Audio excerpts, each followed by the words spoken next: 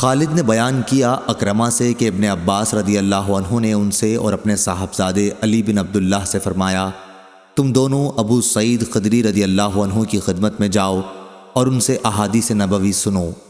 چنانچہ ہم حاضر ہوئے۔ اس وقت ابو سعید رضی اللہ عنہ اپنے رضائی بھائی کے ساتھ باغ میں تھے اور باغ کو پانی دے رہے تھے۔ جب آپ نے ہمیں دیکھا تو ہمارے پاس تشریف لائے اور چادر اوڑھ کر گوٹ مار کر بیٹھ گئے۔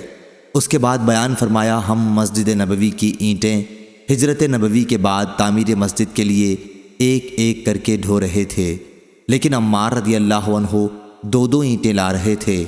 اتنے میں نبی کریم صلی اللہ علیہ وسلم ادھر سے گزرے اور ان کے سر سے غبار کو صاف کیا، پھر فرمایا، افسوس عمار کو ایک باغی جماعت مارے گی، یہ تو انہیں اللہ کی اطاعت طرف دعوت دے رہا ہوگا، لیکن وہ اسے جہنم کی طرف بلا رہے ہوں گے۔